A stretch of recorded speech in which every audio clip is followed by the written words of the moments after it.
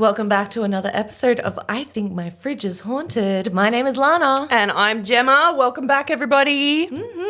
Episode 2 with us together. It's like we've been reborn. I know. It's so fabulous. It's all coming together. I'm going to sing a lot in this episode. I'm so excited. We're like a couple that's been to family counselling and now we're just like really, really self-righteous. Have you guys tried therapy? It's awesome. We go regularly. Popping anti-anxiety pills.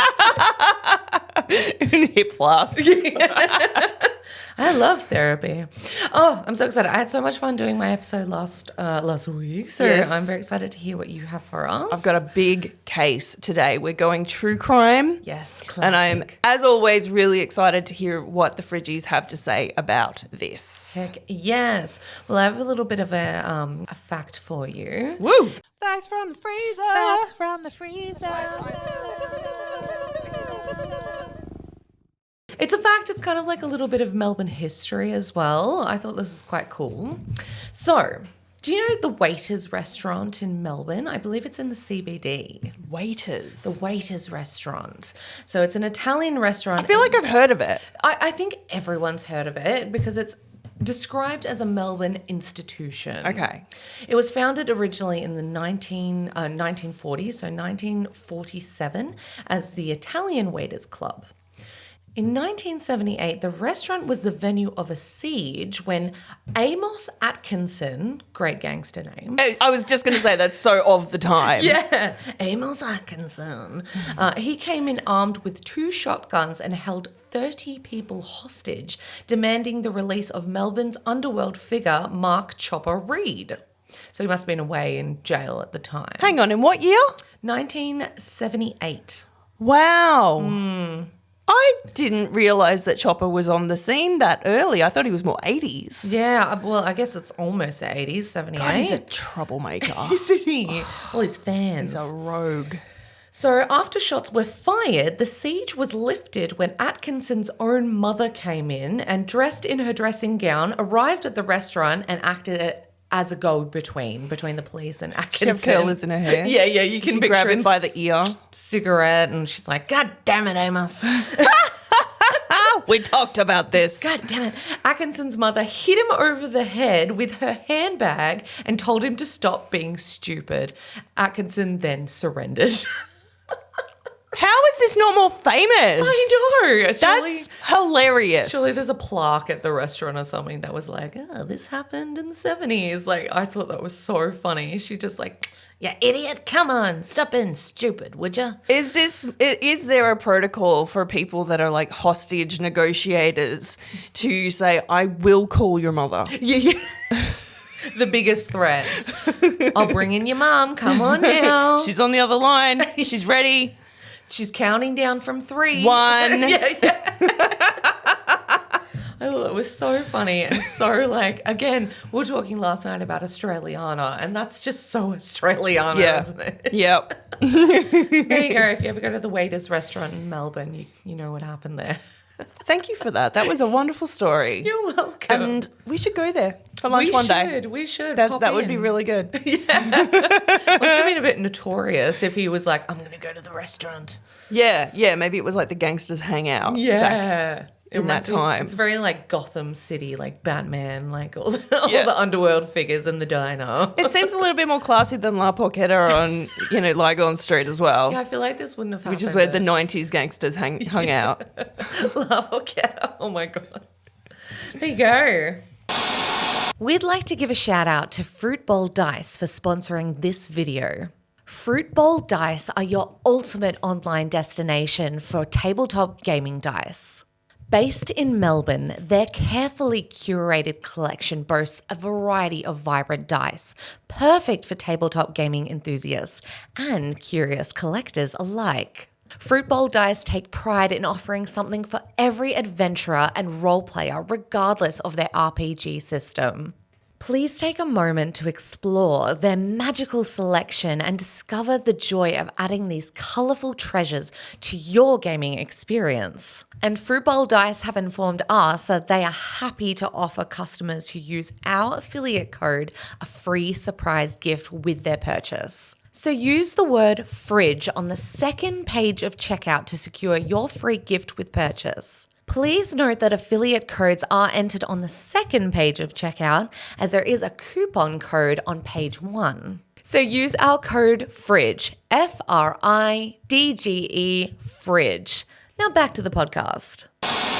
Shall we get into today's story? Let's. Okay, I'm excited because I haven't told a human a story for a little while. I usually tell the camera, which is the Fridgies. Yes. But now I'm actually telling a person. Reactions. Okay, today we are looking into the Jolly Joseph murders. Okay, loving the name. It's one of the most shocking cases of betrayal in Indian history. Oh, I love this. I love a betrayal story. Now, so I got my information from the Netflix documentary Curry and Cyanide. It's an awesome name. Yeah. And there was a lot of Indian cases of true crime are very, very interesting to research because the Indian media is so dramatic. I mean, they really embellish the story. It's like they're like soap operas and everything. They really, really are.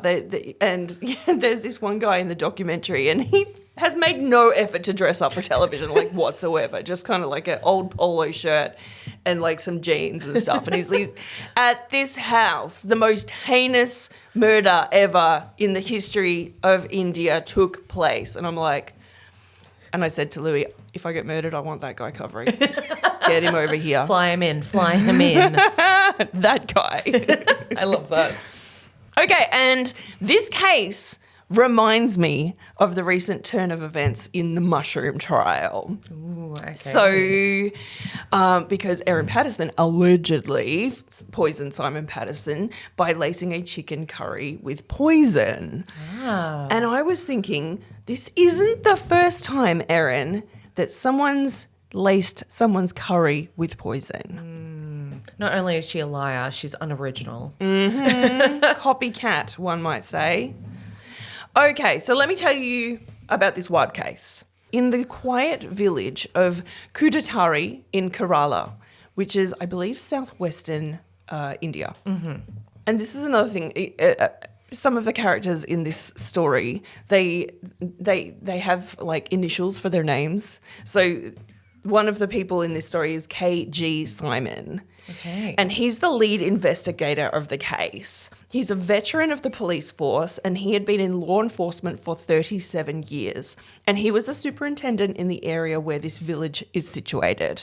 Okay. So according to India Today, in 2019, Mr. Simon is given a report that details a complaint made by a woman whose brother Roy Thomas had died back in 2011. Okay. The death was ruled a suicide. So the people in this story, they come from the Ponamattam family, which is a prominent family within this village. And they've got a big house. Like it's hard to miss. Mm.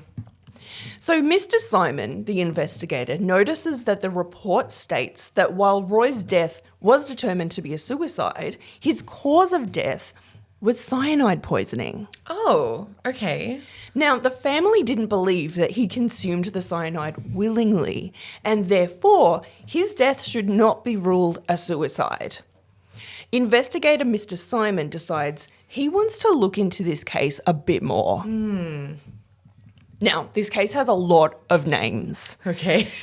And it can be confusing, but I'm going to try to explain it as best I can. I did think about bringing a whiteboard and like a pointer. I think we should start doing that. We could do one right here. So Roy Thomas, he's the man that passed away back in 2011. Let's say from dubious causes. And he was described by his sister as an introvert who was very much respected. He was an educated man. Their mother was a teacher, while their dad was described as working for the education department. So it turns out he's some sort of a consultant. Right. In any case, this family was very well respected within the community because education really represents success. I was going to say, that's a smart family. Like, Heavily into education. Yeah, and they've made really good investments. They've got properties, and they've done very well, but they're not extravagant. Mm-hmm. So Roy Thomas ends up marrying a girl from a respected farming community in the mountains, and her name is Joliama. Okay. She is described as an extrovert who did not enjoy the farming lifestyle, and she wanted a life that included more luxury and less work. Don't we all? Exactly. I'm with you there, babe. When she married into the Ponomatum family in 1997, I think she gets a bit of a shock because she's required to contribute to the family and go out and work just like the rest of them. She's like, this is not what I signed up for, actually. It's not, but she tells them she has a master's degree in commerce. So there's another thing I want to raise about this family relationship. While Roy's mother, Anima, so Anima is Roy's mother, the mother-in-law, and Joliama is his wife. Okay. Anima approves of Jolly because she is educated and can further her career once she's joined the family. But Roy's father, Tom, makes no secret of the fact that he doesn't approve of this marriage. Oh. We don't really know why he didn't like her that much, but apparently one of the reasons was that Jolly and Roy were distant relations by marriage. Oh, okay. So Tom's brother's, the whiteboard, Tom's brother's wife's brother is Joliama's father. Okay. So it's like cousin, marriage, Joliama's family. Okay. Okay, that is the dancing on the line. Yeah. So it's not blood relations, but they're Close kind of enough. Roy's father Tom also avoided Joliama at the wedding. Oh. He seemed really upset about all of this, but he seemed to accept that she was here to stay, and finally he ended up welcoming her into the family. Okay. So Jolly moves into the Thomas house, but their family name is the Ponomatum house. Jolly moves into the Ponomatum house, which is a big home with multiple stories. So on the documentary, it looks to be at least 3 stories. Oh, my God. But it's not like posh. It's quite run down. Jolly learns to keep house, and she enjoys cooking traditional Indian dishes for the family. So Anima, Roy's mother, the mother-in-law, she says she can't just stay at home all day. She's qualified in commerce, and she can go out and get a job and contribute. Yeah. No housewives of India here. No. But then Joliama finds out that she's pregnant, and Anima sort of stops encouraging her to find work because it's their first grandchild and they're excited. And in 1999, their son Remo was born, and so for the next 2 years, she's a stay-at-home mum. In 2001, Anima, the mother-in-law, decides to retire, which is a disaster for the family because she brings in the bulk of the income. Ah, okay. Breadwinner. Apart from that, she's also the primary sort of keeper of the money. So she allocates a weekly budget to the family members. Wow, she's just like true matriarch. Nothing gets past her. Yeah. She doesn't like them spending on frivolous things like jewelry and clothes, which is exactly what Joliama wants to do, go shopping and act wealthy.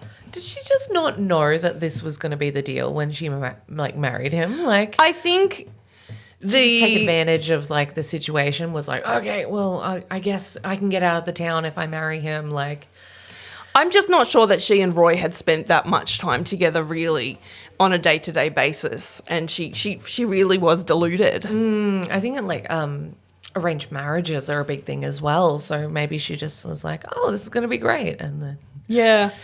But Joliama has a way of seeing something that she wants and really she makes it the way she wants it to be in her mind. Okay, I'm seeing the EPAT connection. There is definitely an EPAT connection there. Yeah.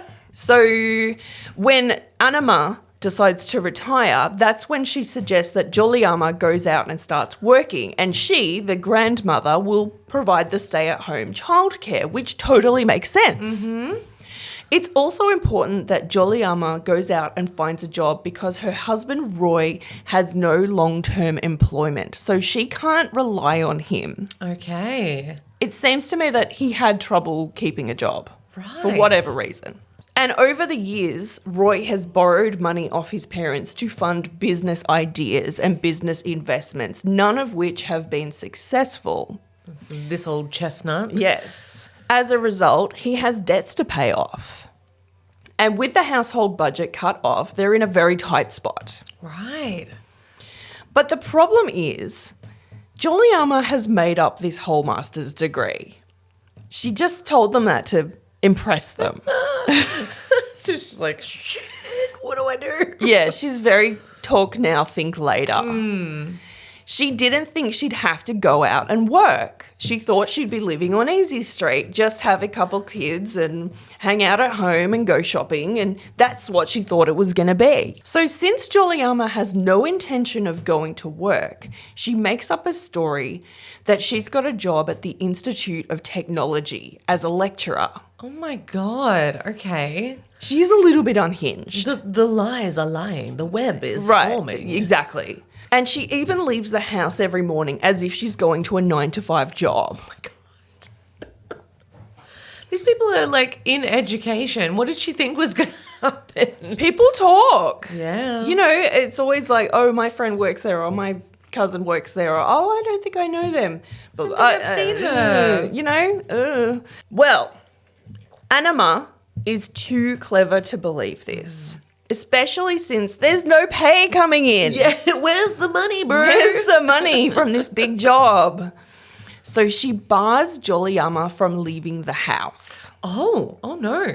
And Juliama is at the end of her rope with all of these rules because she wasn't here for this. Like she didn't marry Roy for this. Yeah.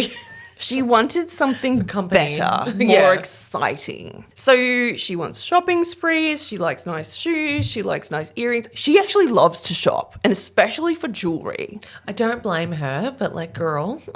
Live within your means. Yeah, exactly right. Exactly right. So this brings us back to 2002 where we started. Juliana decides that her mother-in-law has to go. Oh no. So one day, she gives Anima a bowl of mutton soup laced with cyanide. And after just a few mouthfuls of soup, Anima is convulsing on the floor and foaming at the mouth. Oh my God. This poison works remarkably fast. I was going to say, how much to use? Was it like, instead of stock, she was like, cyanide. I couldn't tell you, but apparently you can't taste it. So Yes. they were just like, I don't know. Yeah, it works very, very fast It's apparently. a woman's weapon, I've heard. Yes. So her death is determined to be a heart attack.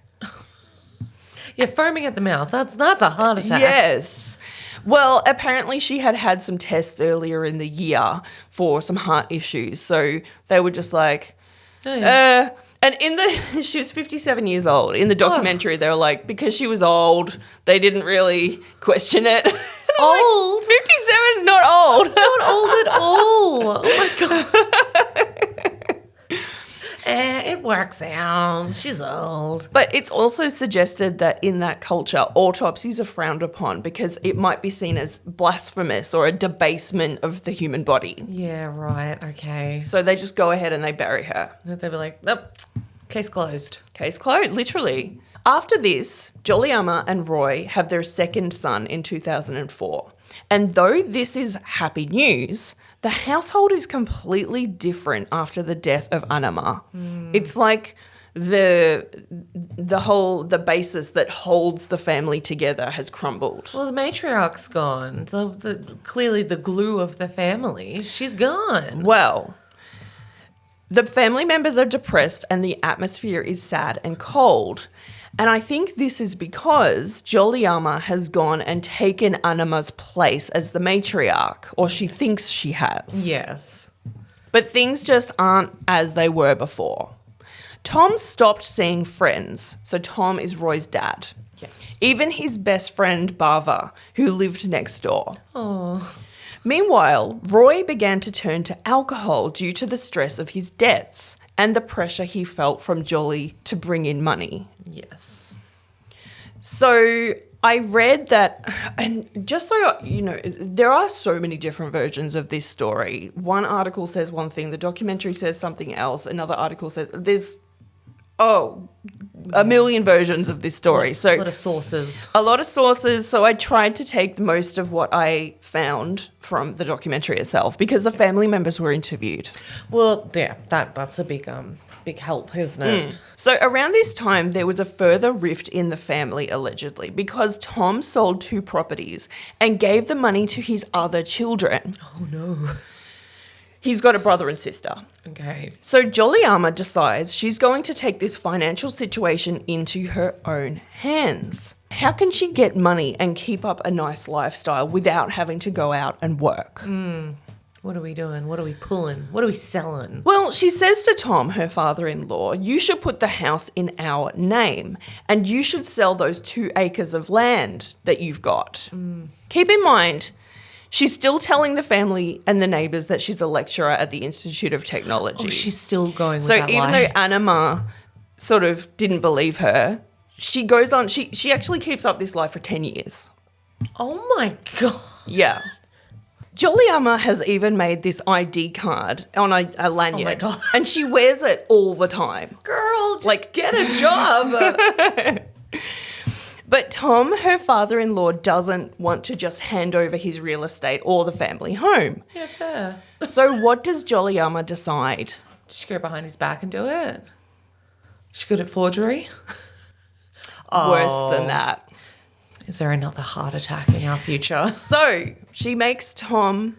Okay, there's 2 versions of this. One says that she makes him a tapioca dessert, but the documentary says that she gave him a vitamin pill, and what she called them was mushroom pills. Oh, okay. Yes, so she had these pills like made, and she'd sort of, opened them, put cyanide inside, and closed it again. Okay, we're getting lazy now. Like, we're getting...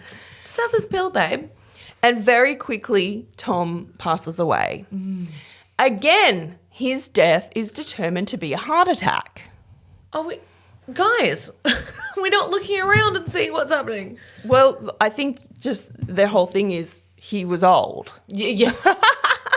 And old people have heart attacks, apparently. He died of the sads. He was old and sad. It was sad. I mean, he was really sad. Jesus. Now, according to the News Minute, quote, immediately after Tom's death, Jolly produced an unsigned will in which he had given most of the property to Roy and Jolly. Though the other siblings disbelieved it, they did not have any grounds to challenge Jolly's version, which is sketchy. That is super sketchy. An unsigned will? Should that just be thrown out immediately? Yeah. Girl, no. Exactly. So after Tom dies, Jolly tries to come across in the community as a respectable wife, working her respectable job, and she tells people that she goes to church. Oh, okay.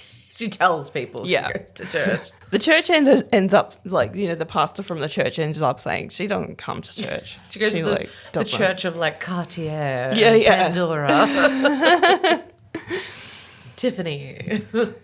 But there's a problem with this image that she's giving people. Her husband was not contributing financially and his debts were holding them back.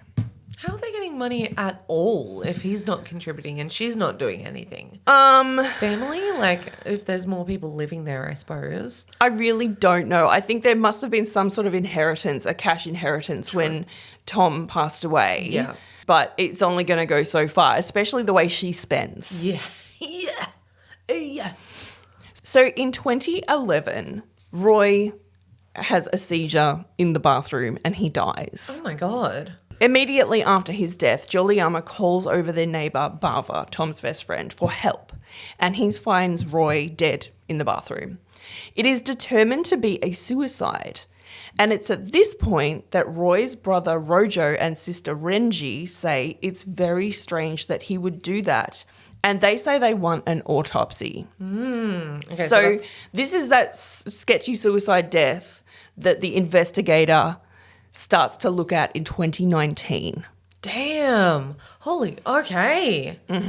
So Rojo and Renji are suspicious from the beginning. Yeah, well. And they say they want an autopsy, which is done finally, and cyanide is found. In comes Joliyama, who says it's completely possible because he had been very depressed and he was an alcoholic. This is accepted by the police. Oh my God.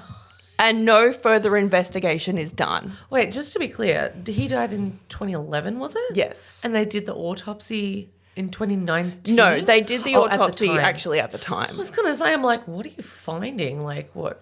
7-8 years later? Oh, Jesus. Not much of him left, guys. Another person that was becoming upset and suspicious was Uncle Matthew, Tom's brother. Okay. He thought that Jolly taking over the household was most high-handed and he wouldn't accept it. So in 2014, Jolly gives him a glass of whiskey and you can guess the rest. Oh my God, she's a Black Widow. But like for everyone around her. Yes, Black Widow, Black sister-in-law, Yeah. Evil woman. Black next-door neighbour.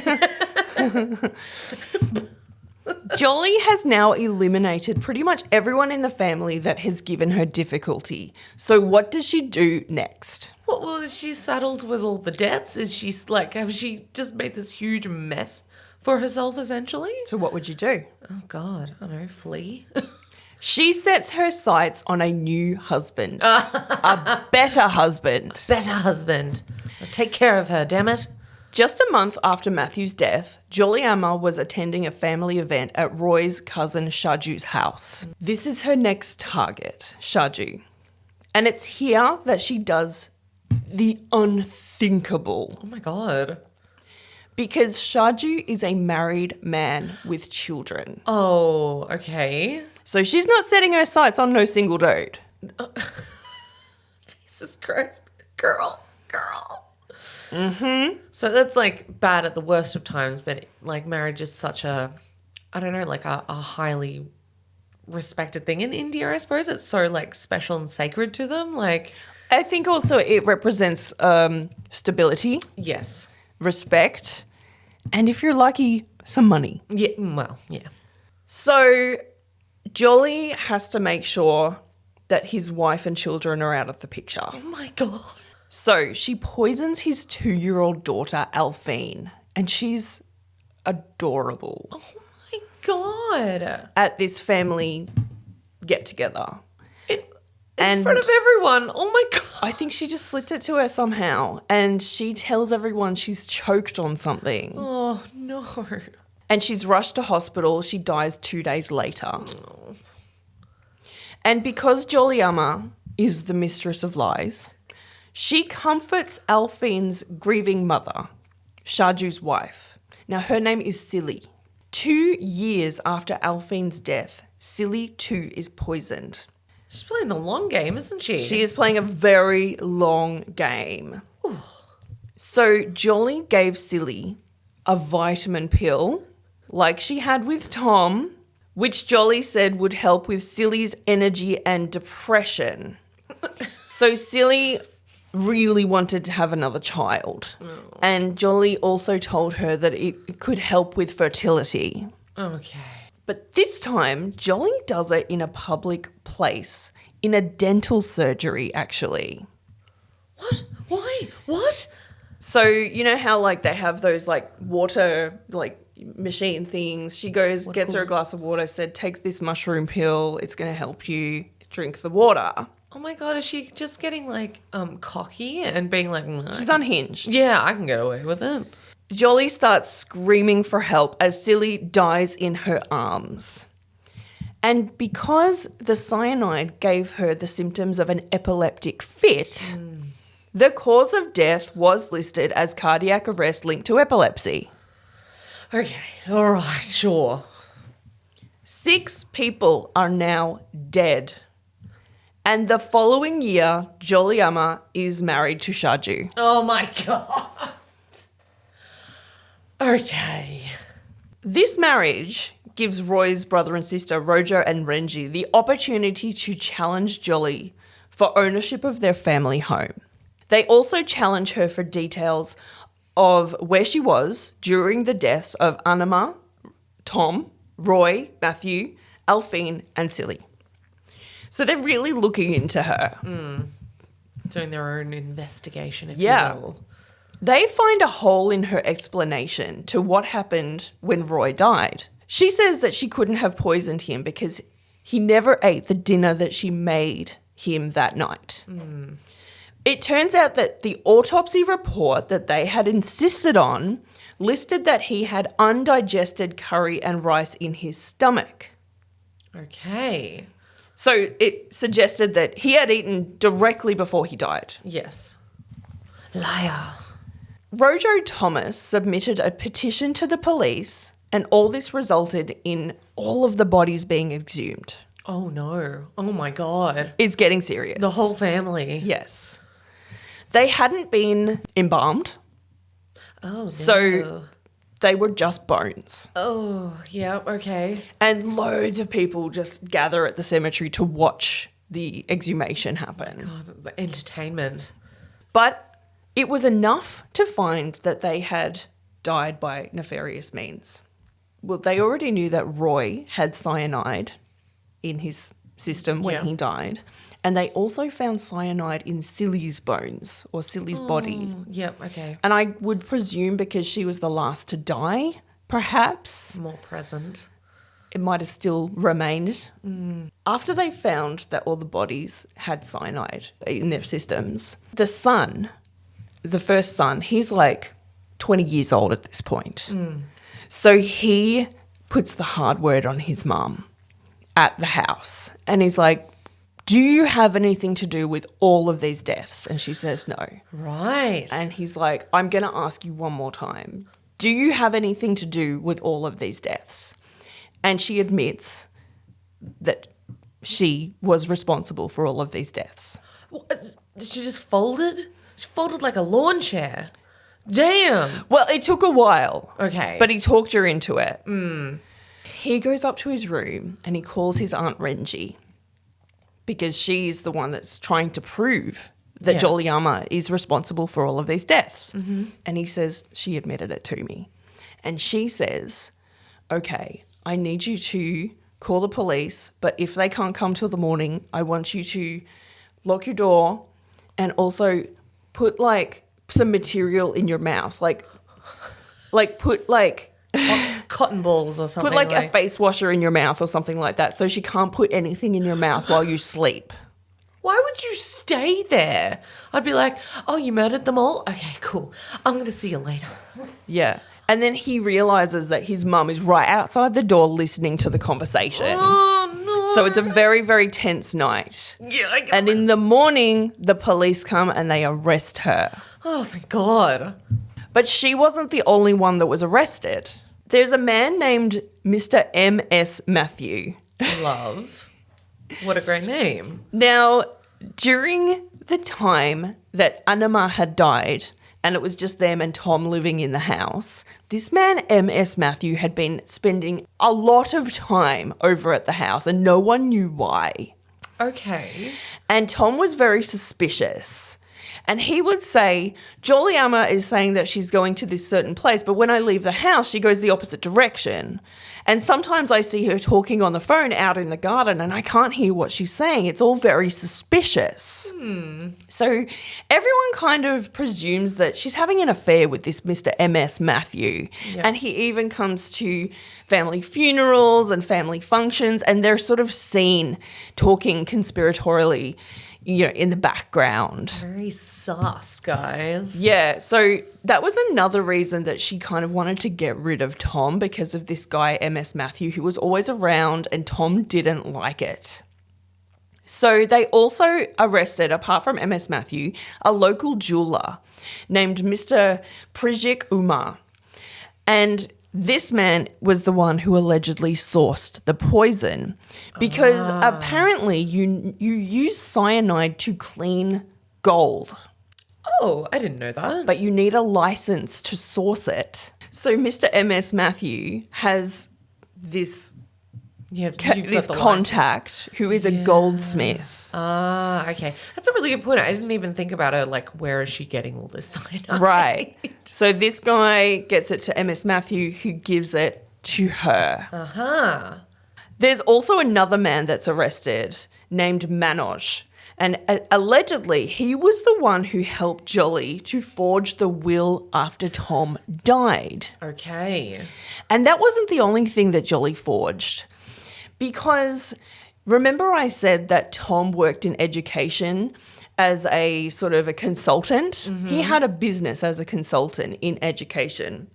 And students would have to send him copies of their education certificates. So Jolly got her hands on some of these certificates and she forged them.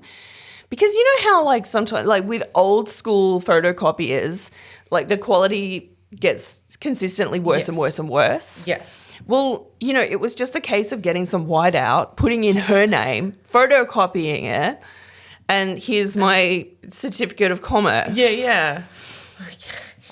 Okay. Just imagine like really shit white out paint, like Jolly.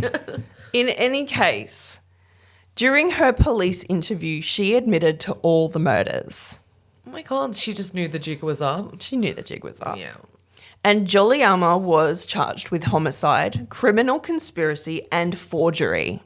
Matthew and Prijit Kumar were charged with conspiracy and incitement, and Manoj was charged with forgery.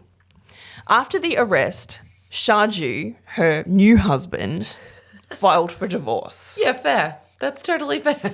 And he was interviewed by the police apparently 5 times because they thought he's probably an accomplice. Yeah, it's probably something to do with it. Well, you would think like, oh, the new husband, like they've killed everyone together so they can be together. They can be together. But he swore he knew nothing of the crimes and he was not arrested. So in February 2020, 5 months after the arrest, Jolly Amma attempted to kill herself by biting her own wrist.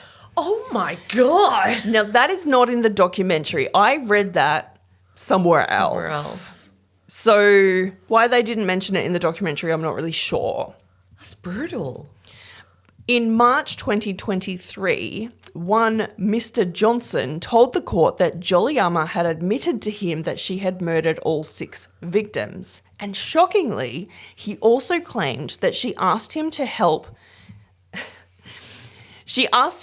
her to exhume the bodies to hide the evidence. Oh my God. Oh my God. Can you imagine asking someone, hey, could you just help me dig someone up real quick? That'd be great. And then her siblings, Babu and Tommy Joseph, also threw her under the bus. They told the court that she had told them she had committed the murders. Oh my God. She's blabbed to a few people, but then they didn't really throw her under the bus. They're in court. They have to tell the truth. Yeah, exactly. Like, oh yeah, by the way. Now, She even mentioned though she was arrested in 2019, this trial is still happening as we speak. What? Now, it was held up because of COVID and Fair. resumed in 2023.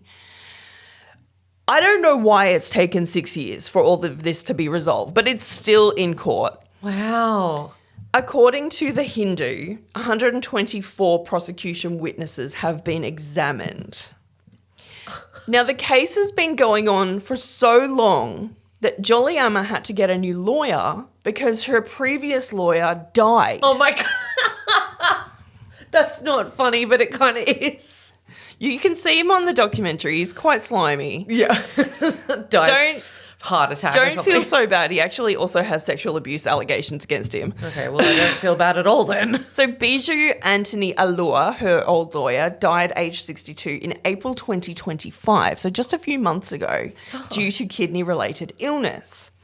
He had argued that Jolly Amma had been detained without sufficient evidence against her. Now, even though this guy isn't the best of men, He actually worked on some really interesting cases, which I will be talking about in the future. Okay. And as we don't have any more details about the trial, we have no outcome of the trial.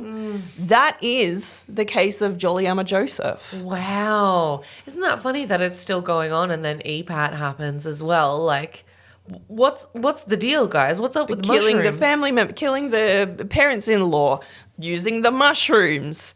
What? Do you think she heard about that? Do you reckon Erin Patterson heard about this case? I mean, Wasn't she into true crime? Wasn't she in like... She was into true crime. She was into like groups and stuff like that. I wonder if she knows. Came out in 2023 in December. So it came out after the lunch. Okay. So no, they've got nothing to do with each other.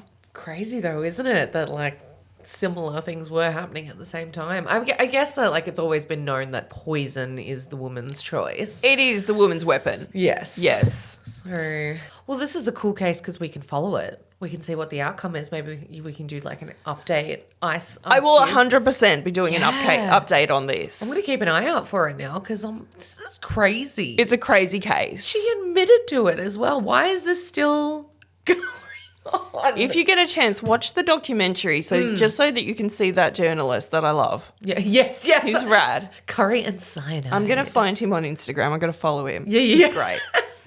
Is he like a reporter or something? Yeah, he's a reporter. Yeah. He's just like, he just looks like he'd not gone to bed from the night before. He's out there in his jeans and thongs. Like, Yeah. So anyway, this happened. He's like, I was just walking down the street and someone gave me a microphone in front of this death house. Should we wrap it up? Yeah, I think we should. That was a great story. Thank you. I love that it's going to be a bit ongoing as well. I can't wait to see how this turns out. Until next time. Until next time, everyone, follow us. I think my fridge is haunted everywhere, and also be creepy, guys. But don't be a creep. Goodbye. Bye.